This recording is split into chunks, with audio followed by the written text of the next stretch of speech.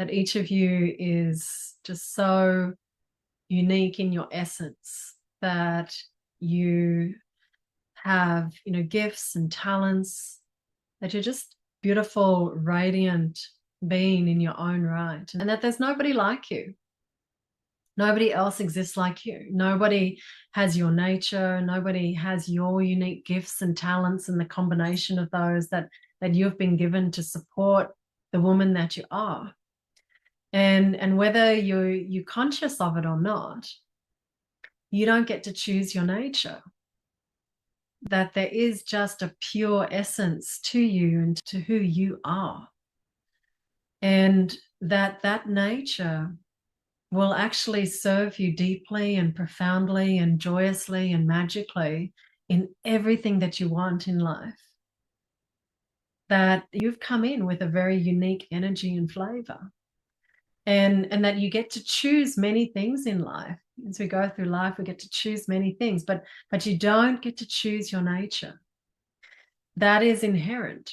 You've come in, if any of you have had kids, or even if you've had a pet, you know that they just have qualities about them that are uniquely theirs from the very beginning, perhaps even in the womb. These little pets and things. My little dog Lulu, we were up at my river home just last week, and she's up there lizard hunting. She's got this that goes around trying to catch all the lizards. She's a little Frenchie, and she's got no chance of catching anything, but she's got this little hunter, this little instinctive hunter in her. And so you do have a nature, and so there are qualities to you, and that you can resist yourself, that you can not like parts of yourself, you can try to be somebody else or something else, but that it only ends up hurting us. And for many of us, it can become a real preoccupation, to actually try to get away from ourselves as opposed to coming closer to who we are and what we're about. And so when we resist our nature, it causes us to suffer.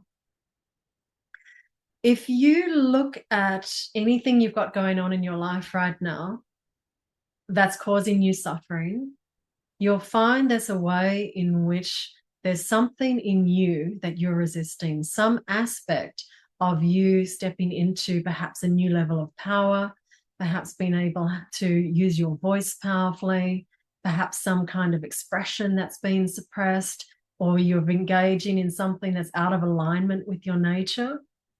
So when we go against our nature, we actually create suffering.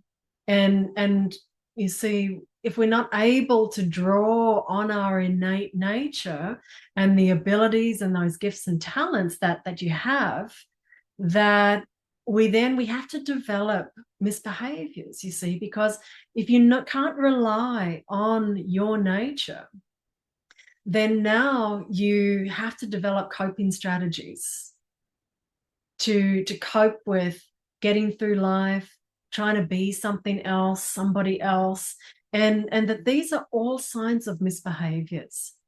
And so what I want to reinforce is that when you own yourself, when you are at home in your nature and being the woman that you are, and you learn to allow all of yourself, because this isn't about having to love. It's not like, oh, I have to love everything, I have to be completely at one with myself. It's like, would that be great? Yeah, it would.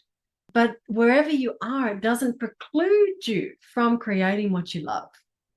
You see, and so when we learn to allow all of ourselves, those edgy bits, the denied bits, the repressed parts, then the full woman that you are, you can start to reintegrate yourself.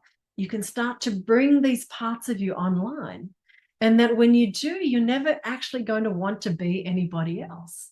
There's nobody else for you to be other than you in the fullness of your nature. And I promise you that once you do, you're never going to want to compromise on yourself, because embodying your nature and your wholeness makes you feel so fulfilled and intrinsically joyful. It's like this underlying joy, even if you're doing hard things.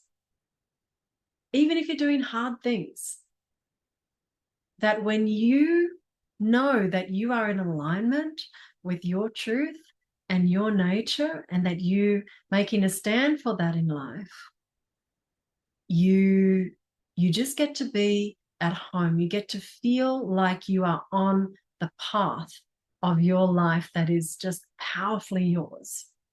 And so that's what I want for all of you, because there's nobody else like you, as I say. And when you're at home in your nature, this is you really embodying yourself as an instinctive woman, where we're conscious of our own wisdom, where we're conscious of our own truth, and we follow that. You see, we follow that because that's the choice that we can have. That's available for all of us.